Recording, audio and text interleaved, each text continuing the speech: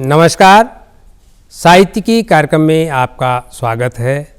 इस कार्यक्रम में आज हमारी परिचर्चा का विषय है साहित्य में बचपन, और इस परिचर्चा में भाग लेने के लिए हमारे साथ मौजूद हैं जनकवि डॉक्टर अतुल शर्मा और लेखिका रंजना शर्मा। अतुल जी और रंजना जी, आप दोनों का साहित्यिकी के इस मंच पर हार्दिक स्वागत है, अभिनंदन है। बातचीत की शुरुआत अतुल जी मैं आपसे करता हूं, और आपसे पहले तो यही जानने का मन है कि हम देखते हैं कि जो हमारे समय के लेखक हैं या जो अतीत में भी जो लेखक रहे हैं, जीवन के उत्तरार्ध में एक समय के बाद वो मुड़ मुड़ कर बचपन की तरफ देखते हैं और कहीं ना कहीं बचपन उनकी रचनाओं में लगातार आता रहता है। क्या वजह है, ये कैसा मनोविज्ञान है? इस पर आपकी टिप्पणी आ जाए, फिर हम आगे बातचीत करते हैं। बहुत अच्छा सवाल है, और मुड़ मुड़ कर देखना और अतीत में झांकना ये मुझे तो बहुत अच्छा लगता है। और जो लोग ऐसा कर रहे हैं, मैं कहता हूँ और देखें।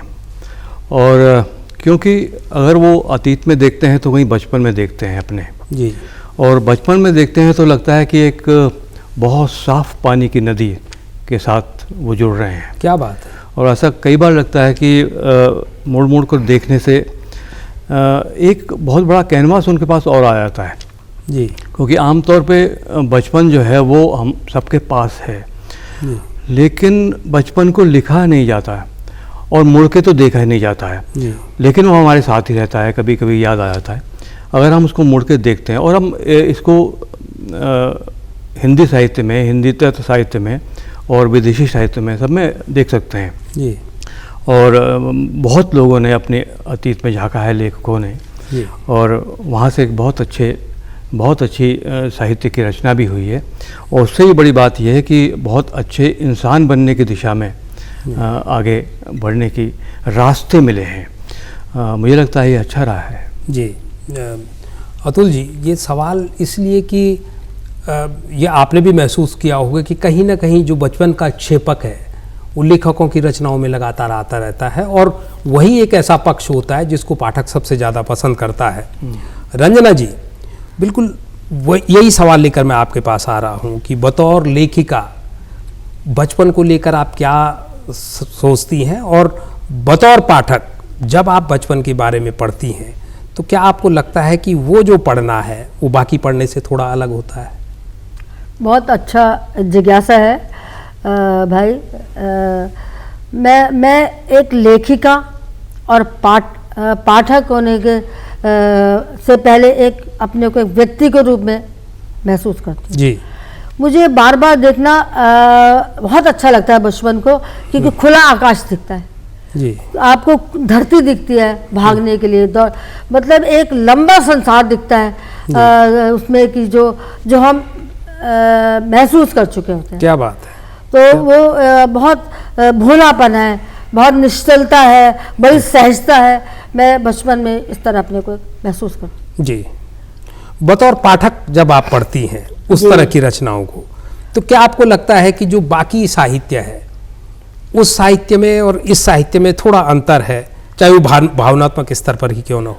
बहुत अच्छा प्रश्न, सटीक है कि बचपन की तरफ जब मैं देखती हूँ तो सहजता दिखती। मैंने पहले भी कहा कि बहुत सहजता, और उसमें लाग लपेट नहीं है, दबाव नहीं है, और कोई प्रेशर नहीं है, और पूर्वाग्रह नहीं है। क्या बात है, बहुत बड़ी बात है। मैं तबीयत से उसमें विचरण करती हूँ, उसको अनुभव करती हूँ, दौड़ती हूँ, भागती हूँ, मुस्कुराती हूँ, कोई प्रेशर नहीं रहता, ऐसा मैं महसूस करती हूँ। जी, डॉक्टर अतुल शर्मा, पिछले कुछ समय से, खासकर पिछले 3-4 दशकों में हमने देखा है कि साहित्य जगत में बाल साहित्य एक बड़े पक्ष के रूप में हमारे सामने आया है, और हम देखते रहे हैं कि तमाम तरह की पत्रिकाएं, तमाम प्रकाशक नए नए आए हैं जो बाल साहित्य छाप रहे हैं।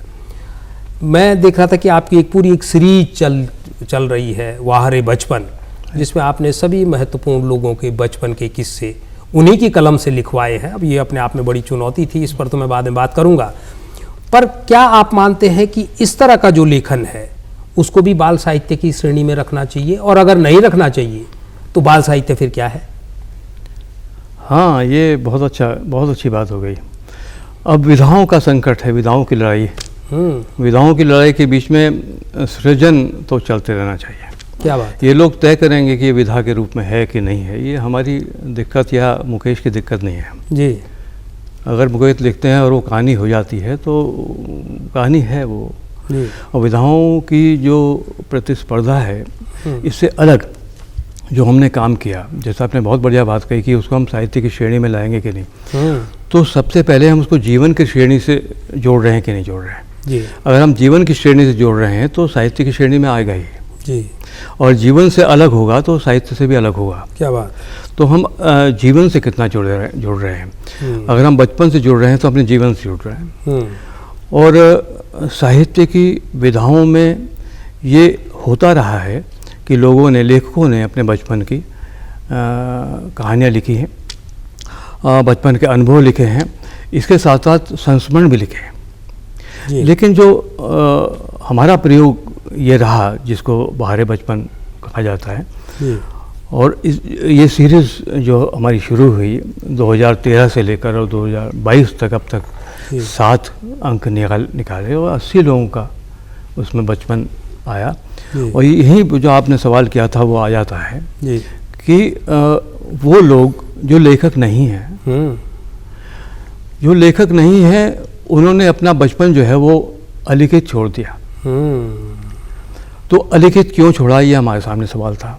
बहुत बड़ी बात है। और अलिखित ये एक सामाजिक इतिहास के रूप में सामने आया जब उसको लिखना शुरू कर दिया उन्होंने।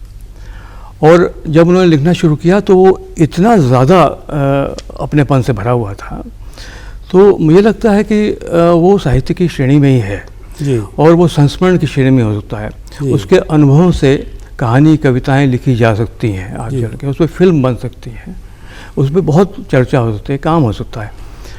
हाँ, ये ज़रूर है कि जो साहित्य लिखा गया, बाल साहित्य लिखा गया जी, वो 2 तरह से सामने आया। एक तो बच्चों के लिए लिखा गया और एक बच्चों का साहित्य हुआ।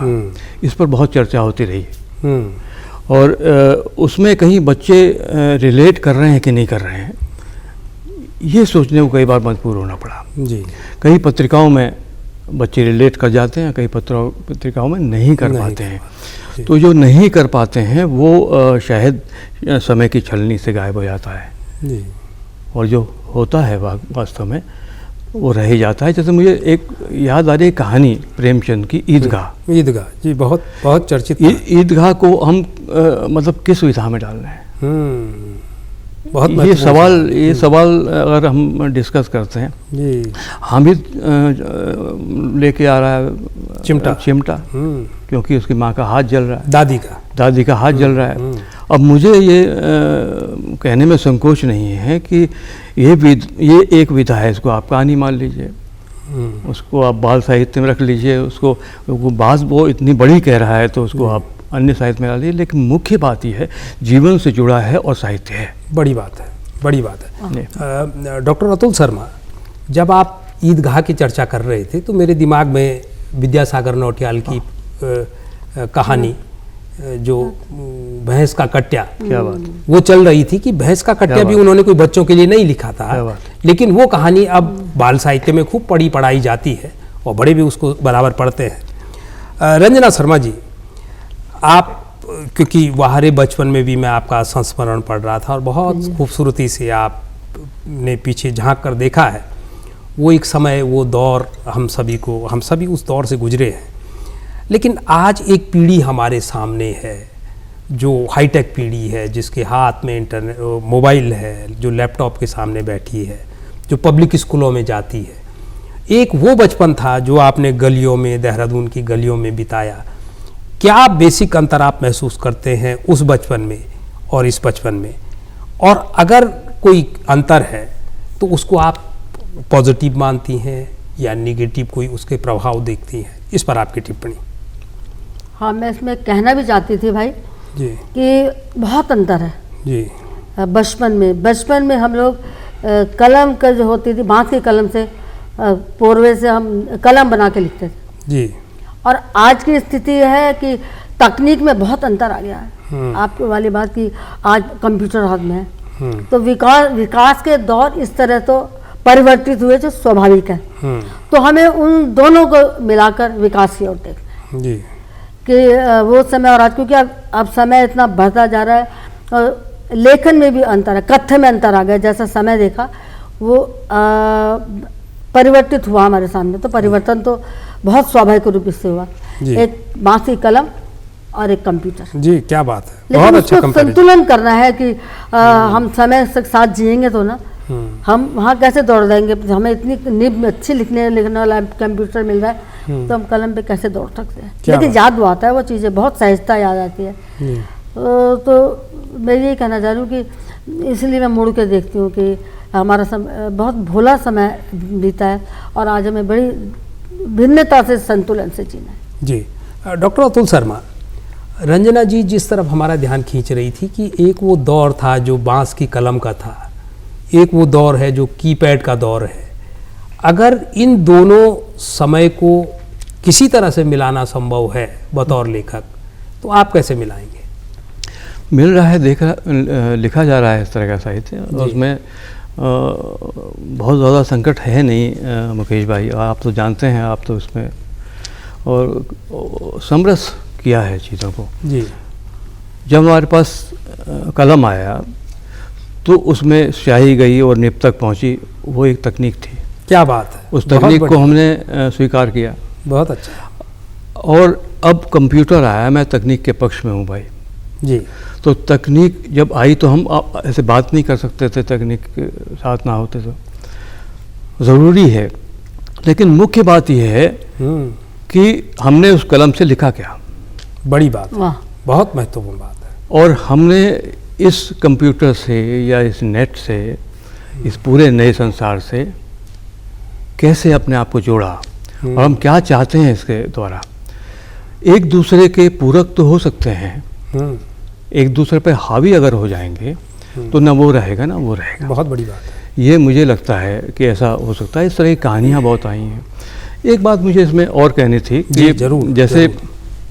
कुछ जीवन के नए प्रयोग होते हैं, उस नए प्रयोगों को जब सामने लाया गया तो स्वीकार किया गया, चाहे वो कलम के युग का हो चाहे कंप्यूटर के युग का हो। जी जी। एक मुझे कहानी याद आ रही है, तोतो चान। जी।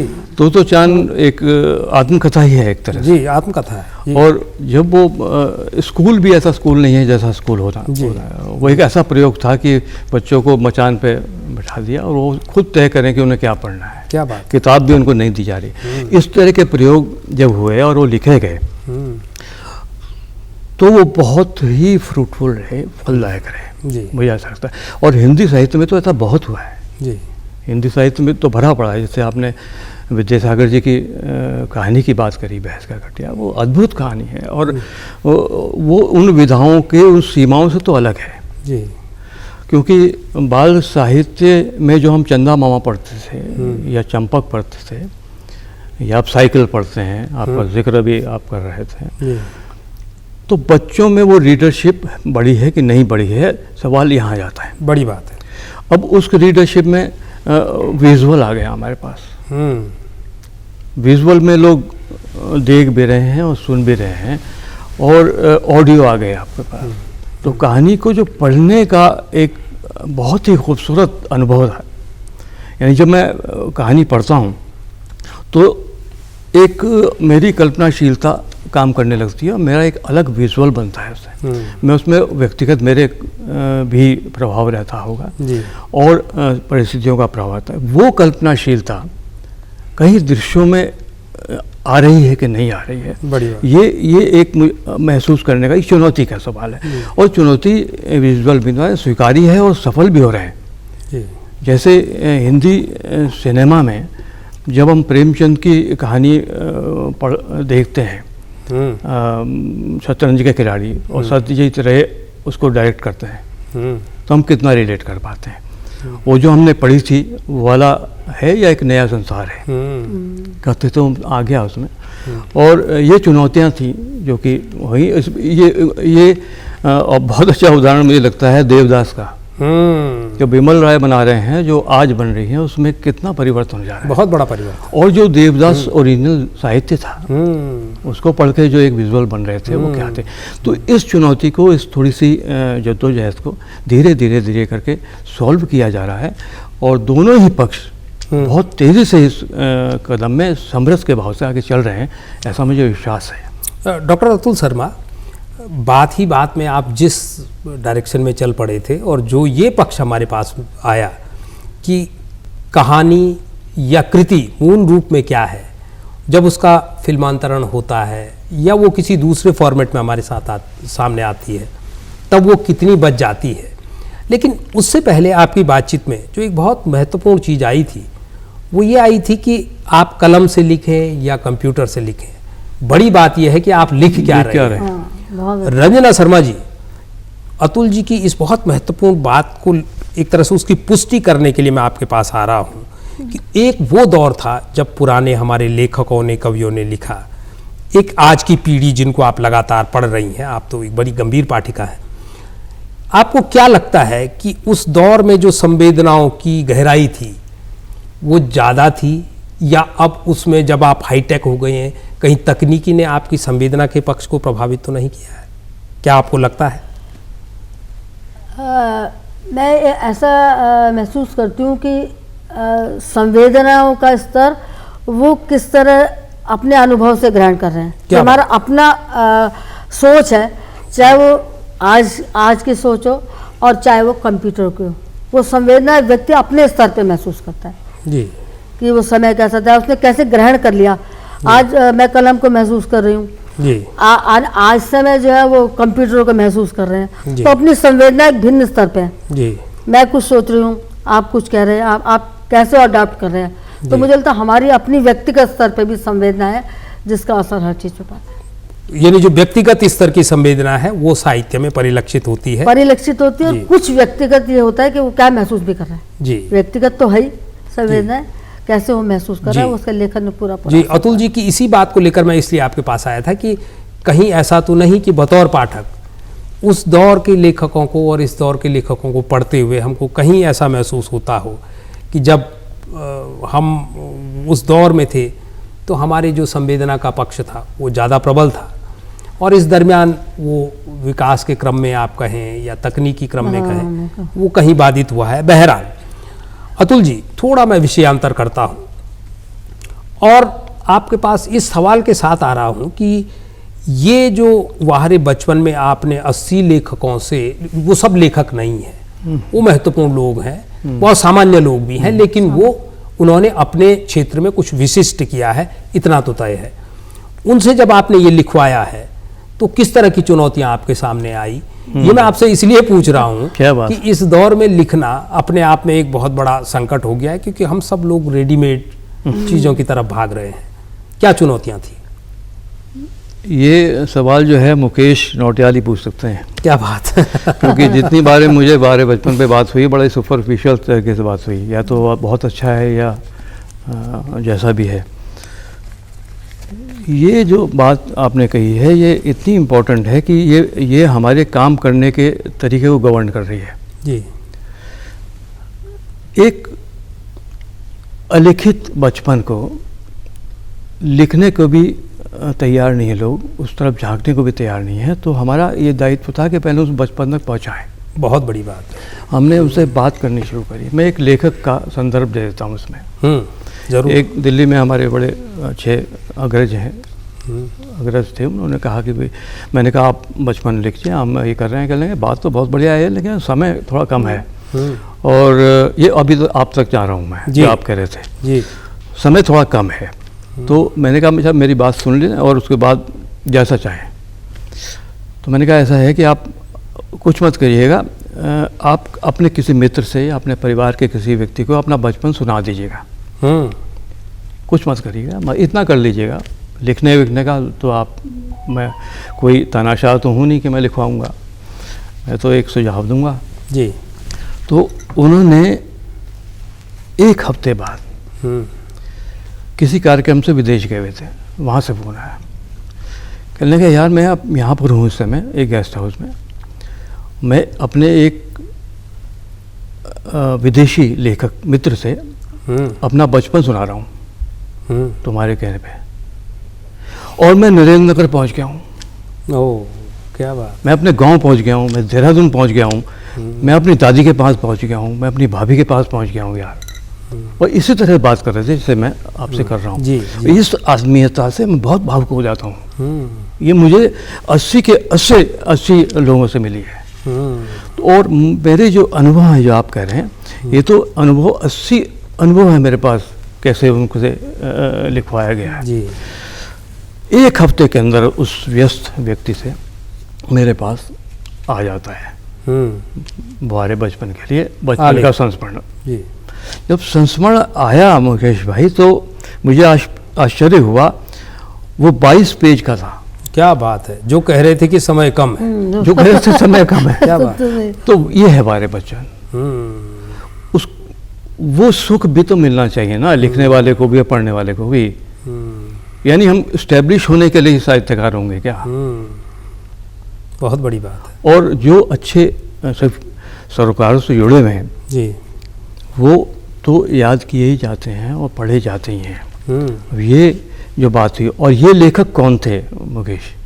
ये लेखक थे डॉक्टर गंगा प्रसाद विमल। जब आप बातचीत कर रहे थे तो मेरी जो संभावना जाती थी वो डॉक्टर गंगा प्रसाद विमल की ही तरफ जाती थी। मैंने ये संस्मरण ही आपको इसलिए सुनाया कि मुकेश ये सवाल कर सकते हैं, तो मुकेश को ही ये बात बताई जा सकती है। बहुत है मेरे पास। तो ये एक ऐसा, और इसका एक और पहलू रहा मुकेश भाई, जो अनुभव हुए अब वो हमारे बीच में नहीं है। साहित्य में वो जीवित हैं, हमेशा हमारे साथ व्यवहार में जीवित हैं। आप तो कितनी बार मिले हैं उनसे। बहुत सहज व्यक्ति, बहुत सहज, और कितना काम उन्होंने किया। आज हम उनके बचपन के सहारे उनकी बात कर रहे हैं। क्या बात है। एक बात ये बहुत महत्वपूर्ण होती है, निश्चित रूप से। और उनका बचपन मेरे पास रह गया भाई, मेरे पास नहीं, लोगों के पास आ गया। ठीक ऐसा ही एक अनुभव मैं शेयर कर देता हूँ, क्योंकि बातचीत वो वैचारिक स्तर पर करने से अच्छा है कि मैं थोड़ी एक घटना ही बता देता हूँ, तो रोचक रहेगी, जरूर हमारे दर्शक जरूर सुनना चाहेंगे। एक व्यक्ति ने कहा कि वो news reader, senior news reader हैं लखनऊ में, और लेकिन भाई मुझे ये कंसर्ट बहुत अच्छा लगा, मैं कुछ करता हूँ। और उनका बचपन देहरादून में बीता। उन्होंने एक बात लिखी कि जैसे बचपन में कोई भी किसी से दोस्ती कर सकता है, टूटे हुए खिलौने से दोस्ती कर सकता है, उससे बात कर सकता है, वो पेड़ से बात कर सकता है, वो अपनी उंगली से बात कर सकता है। जी बिल्कुल। वो अपनी नाक से बात कर सकता है, करता है। और वो अपने आसपास की चीज़ों से, कैमरा है तो कैमरे से दोस्ती कर लेगा, बातचीत करेगा, उसकी अंतरंग बातचीत होती है बहुत ज़बरदस्त।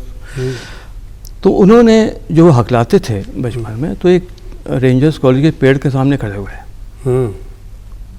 और उन्होंने बोलना शुरू कर दिया फ्रिक्वेंटली, उसको कविता सुनाना शुरू कर दिया, उनको गढ़वाली गीत सुनाने शुरू कर दिए पेड़ को। और उसको लगा कि ये पेड़, उनको लगा कि पेड़ जवाब दे रहा है, रिएक्ट कर रहा है। उन्होंने ऐसा महसूस कर लिया, और उन्होंने लिखा है कि उन्होंने 2 महीने ऐसा किया, और उनका डिक्शन ठीक हो गया, उनकी हकलाहट ठीक हो गई। ये बचपन, वारे बचपन में छपा, सिर्फ वारे बचपन में मेरे संपादन में छपा हुआ बात को छोड़ देते हैं थोड़ी देर के लिए। एक सुख मिलता है कि नहीं मिलता है? बिल्कुल मिलता है। एक आनंद मिलता है कि नहीं? एक अभी से आपसे बात हो रही थी, उसको भी शेयर कर लूँ। जी जी। जो आप कह रहे थे कि वो व्यक्ति जो लेखक नहीं है, जो अखबार भी नहीं खरीदता, जेपी से बात हो रही थी आपकी, तो अरे उसके पास बारे बचपन मिल जाती है। और आपके कहने का मैं इतना उत्साह था, तो मुझे लगा कि मैं 7 अंक तक ही नहीं रह पाऊंगा, अब तो मुझे आगे चलना पड़ेगा। बिल्कुल चलना पड़ेगा। और उसमें अंत में कह देता हूँ जी, ये व्यक्ति कौन थे? ये व्यक्ति थे महान व्यंग्यकार, महान रंग निर्देशक श्री उर्मिल कुमार थपलियाल। क्या बात है, उर्मिल कुमार थपलियाल जी। मैं आपसे इसलिए कह रहा हूँ कि, और मैं बिल्कुल जो आपको ऐसे लोग जो लेखक नहीं है, जैसा आपने कहा था, उन्होंने जब अपनी बात कही है तो कमाल की कही है, कमाल की कही। यानी रविंद्र जुगरान लिख रहे हैं उसमें, जितेंद्र अंथवाल लिख रहा है उसमें, जेपी लिख रहे हैं उसमें, डॉक्टर अमिताभ लिख रहे हैं शर्मा, डॉक्टर महेश कुड़िया लिख रहे हैं, डॉक्टर जयंत नहाली लिख रहे हैं, नरेंद्र सिंह नेगी का बहुत ज़बरदस्त हमारे पास संस्मरण आया, और बाद में उन्होंने कहा यार, और बहुत जगह सुनाया उन्होंने वो। जी डॉक्टर अतुल शर्मा, वहारे बचपन के इन अंकों को पढ़कर मुझे तो एक बात समझ में आती है, और वो ये समझ में आती है कि आप बहुत बड़े हों, बहुत छोटे हों या बहुत सामान्य हों, बचपन में आप सब एक जैसे होते हैं, और वही उन सभी सातों किताबों को पढ़कर समझ में आता है, और यही आपका एक बहुत बड़ा प्रयोग है। लेकिन रंजना शर्मा जी, आपके पास मैं इस सवाल के साथ आ रहा हूँ कि जब आप बचपन को लेकर लिखते हैं तो जीवन के दूसरे पक्षों पर, अमूमन चाहे वो आपका नौकरी का समय हो, आपका सामाजिक सेवा का समय हो, उसको लेकर तो आप बातें ऊपर नीचे कर देते हैं, आप खराब बातों को किनारा कर देते हैं। क्या बचपन के मामले में भी ऐसा होता है, और आपको क्या लगता है, आपने हमारे बचपन की सभी संस्करण पढ़े हैं, क्या आपको कहीं ऐसा लगा कि आदमी ने जैसा उसका बचपन था उसको हूबहू खोल दिया है, या कि उसने कहीं कुछ छुपाया है, ऐसा लगा आपको? बहुत अच्छा प्रश्न लगा मुकेश भाई, कि जब डॉक्टर अतुल शर्मा ने इस विषय पर लिखना शुरू किया, होता यह था कि जब हम और बातें करते थे तो उसमें बचपन की बहुत बातें, हम पिताजी के गांव गए, वो यात्रा का वर्णन दे दिया, या घर में जो भी कि राष्ट्रीय पर्व हो रहे हैं, कोई भी पर्व हो रहे हैं, उसमें हम उत्साह से उनके जिक्र करते थे, और उन चर्चाओं को हम आज भी करते थे। तो इन्होंने कहा कि कब तक चर्चा में शामिल करोगे, उसको लिखो। वो तो आपकी बात कि आपने कहा, अलिखित जो हमारा इतिहास रहा था, वो इतिहास आज हमारे सामने प्रस्तुत हो गया, क्योंकि हम तब लिखते थे हम जो महसूस कर रहे हैं। आग बचपन में तो ऐसा होता था, जो मन में आया वो लिख दिया, समय के साथ महसूस तो हम वैसे ही करते हैं, और वो हमारे लेखन पे भी आज भी होता है। जी। कि हमने जो बचपन में, मुझे हाँ एक बात मैंने बहुत समय पहले पढ़ी थी कि 5 या 6 साल का बच्चा जो महसूस कर लेता है, जो लक्ष्य बना लेता है, जो उसके अंदर एक दृढ़ता आती है या परिपक्वता आती है, लक्ष्य बन जाते हैं, वो लाइफ लॉन्ग वो चीज़ें चलती रहती है, मैच्योर होती रहती है। जो 5 साल के बच्चे, ये मनोविज्ञान, बाल विज्ञान में ये है कि वो चीज़ आगे जाके मैच्योर होती चली जाती है। तो उस तरह वो उस चीज़ को छिपाता नहीं है, क्योंकि बचपन में मैच्योरिटी तो बचपन की जो एक समय पे आ जाती है, वो सब चीज़ें सामने आ जाती है। डॉक्टर अतुल शर्मा, इस पूरे अनुभव से गुजरते हुए बहुत संक्षेप में मैं आपका जवाब चाह रहा हूँ। आपने बहुत महत्वपूर्ण लोगों को, जो आज हमारे सामने सामाजिक रूप से बहुत स्थापित लोग हैं, उनका भी आपने बचपन उनसे उगलवाया है, और जैसे कि मैंने कहा, ये अपने आप में बहुत बड़ी चुनौती थी, आप कर पाए, इसके लिए आपको धन्यवाद। और कैसे कर पाए, ये तो एक लंबी प्रक्रिया, उसके लिए अलग से आपको एक साक्षात्कार करना होगा। बहरहाल, लेकिन क्या आपको ऐसा लगता है कि जो हमारा सामाजिक परिवेश होता है, जो हमारी सामाजिक पृष्ठभूमि होती है बचपन में, वो आगे चलकर कहीं हमारे भविष्य को प्रभावित करती है? क्या बात है, इतनी बड़ी बात आपने कह दी है, क्योंकि मैं इस 80 जो संस्मरणों से निकला हूँ, बचपन से निकला हूँ, उसमें एक यही बात चल रही थी लगातार, जो आपने हमारी मन में जो बात थी वो छेड़ दी। जी। D.R. पुरोहित ने एक बचपन अपने गांव का लिखा, बड़ा अभावों में और बड़ा संघर्षों में उन्होंने क्या किया, एक एक बातें जिस तरह से उन्होंने उकेरी हैं, और बिल्कुल सच्चाई के साथ, बेबाकी के साथ, और उसके बाद उससे निकल के जो वो आगे आए हैं, वो एक अलग पहलू हो सकता है। तो वो सारी की सारी जो चीज़ें आई हैं, वो इतनी उस समय को व्यक्त करने वाला, मैं तो कहता हूँ सामाजिक इतिहास की श्रेणी में जा रहा है। जी। वो सामाजिक इतिहास इकट्ठा हो रहा है। जी। उस समय का सामाजिक पहाड़ में किस तरह की सब चीज़ें थी, जी, वो सब आई। जी। तो मोटा माटी क्या लगता है कि क्या ये जो सवाल है कि क्या जो आपका बचपन का परिवेश है वो प्रभावित करता है आपके भविष्य को? बचपन का परिवेश प्रभावित 100% करता है। यही मैं 100% कर रहा है, और धीरे धीरे उसमें पढ़ते जमाती चली जाती हैं, इसलिए उसको पीछे घूम के देखना पड़ता है। एक चीज़ आखिर में कहना चाहूँगा कि स्मृति जो है हमारी, उससे ही हम हैं, उससे ही लेखन है। क्या बात है। वो स्मृति जब तक बनी रहेगी तब तक मुझे लगता है कि आपके सवाल का जवाब जी मिलता रहेगा। जी और निश्चित रूप से ये परिचर्चा इतनी महत्वपूर्ण हुई है कई दृष्टियों से। उसका एक कारण हो सकता है कि दूरदर्शन को धन्यवाद दिया जाए, और दूसरा मुकेश आपके सवालों को, और तीसरा बाहर बचपन को धन्यवाद। जी बहरहाल अतुल शर्मा जी और रंजना शर्मा जी, मैं कह रहा था कि ये इतना बृहद विषय है कि इस पर परिचर्चा करेंगे तो बहुत लंबा समय चाहिए, लेकिन बहुत संक्षेप समय में साहित्य में बचपन पर हमने जो परिचर्चा की, बहुत सारा, खासकर डॉक्टर अतुल शर्मा, आपको सुनकर तो ये लगता है कि आप बोलते चले जाए और हम सुनते चले जाए, लेकिन कार्यक्रम की अपनी एक समय सीमा होती है। आप दोनों हमारे स्टूडियो में आए, आप दोनों का बहुत बहुत आभार। ये थी हमारी आज की साहित्य की। अगली बार किसी नए विषय के साथ कुछ नए मेहमानों को लेकर आपके बीच आएंगे।